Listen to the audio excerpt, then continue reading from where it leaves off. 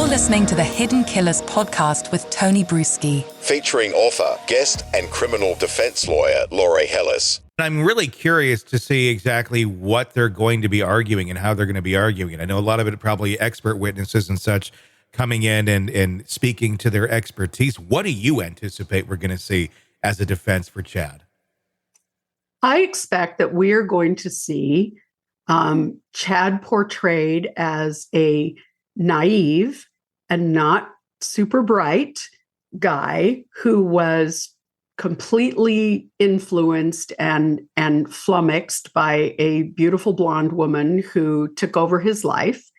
And I think that we're going to see, my understanding is that Chad Daybell is still saying, I didn't do anything wrong. I didn't kill anybody. I didn't tell anybody to kill anybody. And I wasn't even there when the kids were killed. I think all of those things, I don't think any of those things are going to get him off the hook.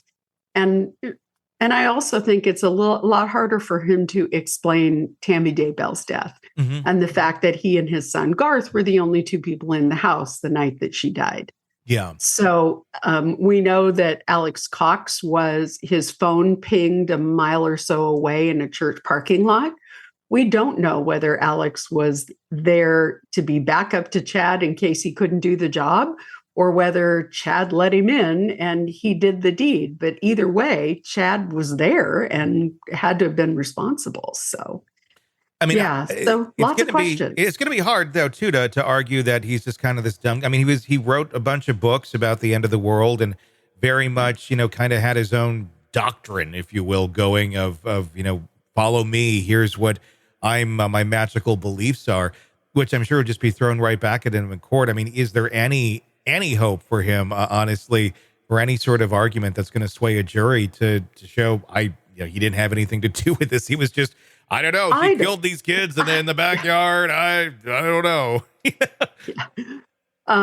Despite the fact that his daughter Emma claims that he was set up and that he didn't know the children's bodies were there, I think it's going to be a tough sell to a jury for to set it up as I was just duped and I'm dumb and I didn't know. And yeah, I don't think a jury's going to buy it, but I think that is going to be their defense strategy, is going to be, It was all Lori and Alex. I didn't have anything to do with it. And I'm just an innocent dope.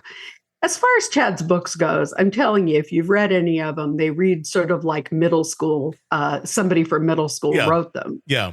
But I think it's important to point out that Chad was going to an awful lot of these LDS doomsday events and telling people that his books were divinely inspired and that he was channeling his visions for what the future was going to hold. So it's hard for him to go back now and say, oh, I didn't really mean that. Do you think he believed that, or do you think it was just a way for him to try and pick up women?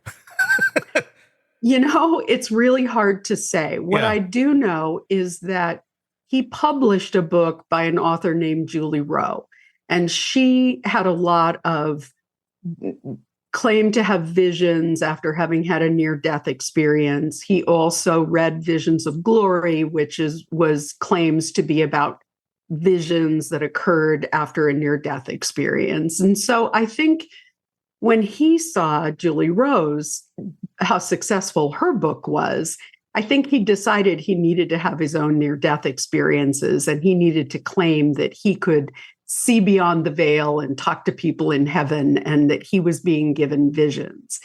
And the way that he backed that up was by saying, well, all of the books that I write about the plots that I write are just thinly veiled visions of what is coming. Yeah. So, and I think it was just to sell more books. Yeah, probably at the end of the day, that's, he would have done better with Amway or something. Yeah. Multi-level marketing. If only Chad got into that, what could have been? Well, it is really interesting, but Utah is the multi-level marketing capital of the world. There are more people involved in MLM schemes than anywhere else in the world. Why does that not surprise me? Yeah, LuLaRoe was huge. Women's makeup is huge because it's a lot of stay-at-home moms who are looking for a side hustle and get involved in those kind of things. Yeah.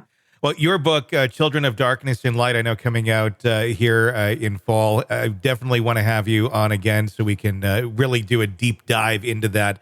Probably, over summer as these trials start to ramp up. And of course, we'll have you on again to talk about all the other stuff. Well, it's available for pre-order right now and out in September. So I'd love to come back and chat. Looking at the Amazon page right now, put the pre-order in because this is going to be a very interesting one to dive into the story of Lori and Chad Daybell. Lori Hellis, thank you for coming on. Thanks so much. Want to listen ad-free? Want advanced access to all of our interviews before anyone else? Become a True Crime Today Premium Plus subscriber on Apple Podcasts. You get every episode commercial-free. So you can binge on true crime until you can binge no more. Search True Crime Today Premium Plus on Apple Podcasts now, or go to our podcast page and sign up now. More of the Hidden Killers podcast next.